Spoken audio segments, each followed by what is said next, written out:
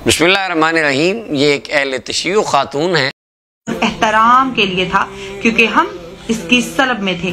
ऐवान अखबारुल रजा जिल्द 1 सफ़ा 204, अलल अल शरी जिल्द 1 सफ़ा 5। अब इस कौल मासूमीन से साबित हुआ कि फरिश्तों का आदम को सजदा करना ताजीम आइमा की थी, क्योंकि आदम की निस्बत आइमा से थी।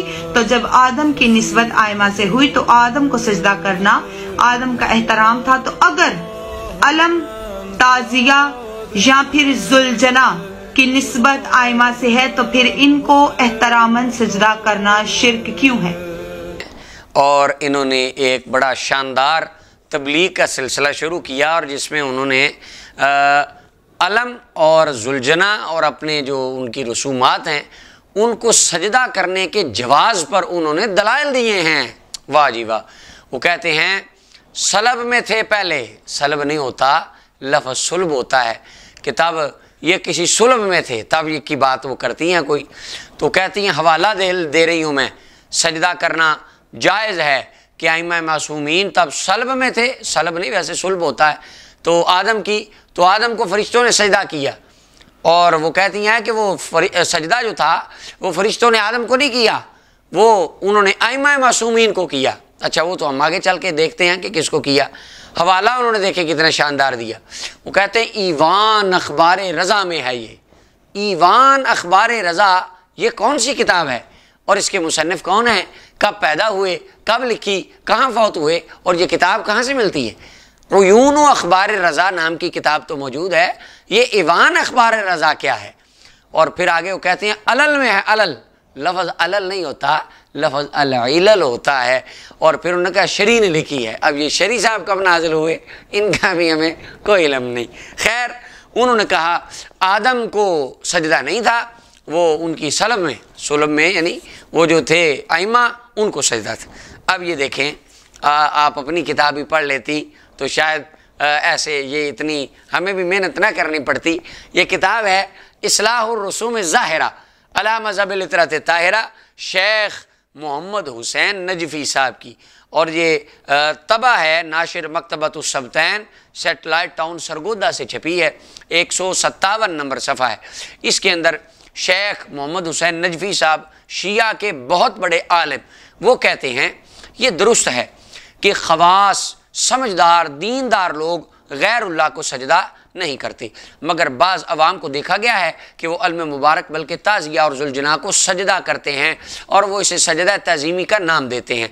वाज़े हो जाए कि शरीयत मुक़द्दसा में हर किस्म का सजदा ताबीदी या ताज़ीमी यानी सजदा खुदा समझ के करें या अदब के लिए करें, खालिक़े कायनात के साथ मुख्तस है, किसी भी मखलूक के लिए हत्ता के नबी और इमाम के लिए भी सजदा जायज़ नहीं है। ना सजदा ताबीदी जायज़ है, ना सजदा ताज़ीमी जायज़। मुस्नद अहमद बिन हंबल के अंदर भी हदीस है, हुजूर अलैहिस्सलाम अंसार से आबा के यहाँ से पैगाम आया, हुजूर मेरे ऊँट को कोई मसला है, आप तशरीफ़ लाएँ। हुजूर तशरीफ़ ले गए, वो ऊँट जो करीब जाता उसको काट देता। जब हुजूर बाग में दाखिल हुए वो ऊँट हुजूर अलैहिस्सलाम के सामने सजदा रेज़ हो गया। महबूब अलैहिस्सलाम ने उसको प्यार दिया, उसने अपने लब हुजूर के कानों के साथ लगा के शिकायत अर्ज़ की। महबूब खुदा सल्लल्लाहु अलैहि वसल्लम ने फरमाया इसका मालिक चारा कम देता है, काम ज़्यादा लेता है, वो इस वजह से उसने ऐसा रूड रवैया इख्तियार किया, लिहाजा जानवरों से जितना काम लो उतनी ग़ज़ा का उनका ख्याल रखा करो। उस वक्त सहाबा कहने लगे या रसूल अल्लाह, अगर ये जानवरों के सजदा करता है हम भी आपको सजदा करेंगे। तो महबूब करीम सल्लल्लाहु अलैहि वसल्लम ने फरमाया अल्लाह के अलावा मैंने सजदा हर एक के लिए हराम कर दिया। तो जब रसूल खुदा सल्लल्लाहु अलैहि वसल्लम को सजदा जायज़ नहीं तो किसी और की क्या मजाल कि उसको सजदा किया जाए। तो यही बात वो शेख मोहम्मद हुसैन नजवी साहब भी कहते हैं। वो कहते हैं आगे उन्होंने आयतें लिखी, फस्जुदू लिल्लाहि वअबुदू, अल्लाह को सजदा करो। और वन्नल मसाजिद लिल्लाह फला तदुम अल्लाह यादा की वो शरह में कहते हैं ऐ फला तुशरिकू मा गैरिही फी सुजूदिकुम अलैहा, यानी मस्जिदों में अल्लाह के अलावा किसी को सजदे ना करो, खुदा को सजदा करो। आगे वो कहते हैं इन आयात मुबारका से वाज़े हो जाता है हर किस्म का सजदा खुदा के साथ मखसूस है। और उसके बाद आगे वो कहते हैं بعض لوگ دھوکہ دینے کی کوشش کرتے ہیں کہ دیکھیں آدم کو سجدہ نہیں ہوا، فرشتوں نے نہیں کیا، تو اگر ہم نے ذوالجناح کو، یہ گھوڑے کو سجدہ کر لیا تو یہ حرج کیا ہو گیا؟ اچھا، اور اس کے بعد وہ کہتے ہیں یعقوب علیہ السلام اور ان کے بھائیوں نے، اور یوسف علیہ السلام کے بھائیوں نے یوسف علیہ السلام کو سجدہ نہیں کیا، تو وہ دیکھیں ہم بھی کرتے ہیں۔ وہ یہ مولانا محمد حسین ندوی صاحب کہتے ہیں، علامہ مجلسی حیات القلوب کے اندر ایک مضمون، طویل حدیث کے مضمون میں کہتے ہیں، امام حسن عسکری کی اس کی روایت نقل کرتے ہیں کہ نبود سجدہ عیشاء از برائے آدم بل قبلہ عیشاء بود از برائے، یعنی جو فرشتوں نے آدم علیہ السلام کو سجدہ کیا تھا وہ سجدہ خالصتاً آدم علیہ السلام کو نہیں تھا، آدم علیہ السلام مانند کعبہ تھے، جیسا کہ ہم کعبہ کی طرف منہ کر کے سجدہ کرتے ہیں، کعبے کی عبادت نہیں ہوتی، عبادت اللہ کی ہوتی ہے، کعبے کی طرف رخ کیا جاتا ہے۔ اسی طرح امام حسن عسکری نے فرمایا آدم علیہ السلام اس وقت قبلہ اور کعبہ کی حیثیت سے وہاں موجود تھے، ملائکہ نے ان کو قبلہ سمجھا، تعظیم ان کی تھی، لیکن عبادت اس میں اللہ وحدہ لا شریک کی تھی، یعنی وہ سجدہ حقیقت میں اللہ تعالیٰ کو ہی تھا، آدم علیہ السلام اس میں ازروئے قبلہ تھے۔ اور آگے وہ کہتے ہیں اگر کوئی بالفرض یہ مان بھی لیا جائے کہ وہ سجدہ تعظیمی آدم علیہ السلام ہی کو تھا تو جن شریعتوں میں یہ جائز تھا اب وہ منسوخ ہو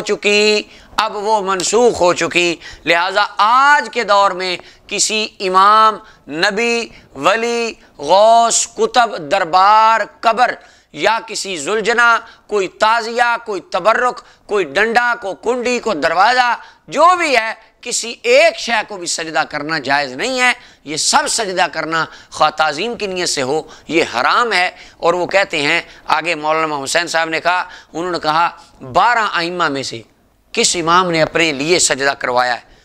امام زین العابدین نے فرمایا مجھے سجدہ کرو، امام حسین پاک نے فرمایا ہو، مولا امام حسن نے فرمایا ہو، 12 ائمہ میں سے کسی نے کہا چلو بھی مجھے سجدہ کرو۔ بلکہ وہ کہتے ہیں بعض اوقات جاہل لوگ اپنی وہ کم علمی کی وجہ سے ایسا کرتے تو ائمہ ان کو ڈانٹتے کہ یہ کام نہ کرو، سجدہ اللہ کو کرنا چاہیے۔ وہاں پر امام زین العابدین اپنے آپ کو سجدہ نہ کرائیں، مولا علی نہ کرائیں، امام حسن، امام حسین نہ کرائیں، اور وہ کہتے ہیں ذوالجناح کو سجدہ کر دیں، آپ وہ علم کو سجدہ کر دیں، جھنڈے کو سجدہ کر دیں۔ وہاں پر وہ خود جن کے نام کی طرف یہ باتیں آپ نے منسوب کی ہیں وہ ذوات سجدہ نہ کرائیں، تو یہ چیزیں ان کی کیا حیثیت ہے کہ آپ ان کو سجدہ کریں؟ تو لہٰذا یہ الرسوم الظاہرہ علی بکلام العطرۃ طاہرہ اہل تشیع اور اہل سنت کے علماء کے ہاں کتابوں کا مذہب یہی ہے کہ سجدہ کرنا ہر کسی کو اللہ کے علاوہ ہر قسم کا حرام ہے۔ البتہ جہال کی دلیلیں یا جہال کے اعمال وہ حجت نہیں ہوتے۔ اللہ تعالی ہمیں قرآن و سنت کی تعلیمات پر عمل پیرا ہونے کی توفیق بخشے۔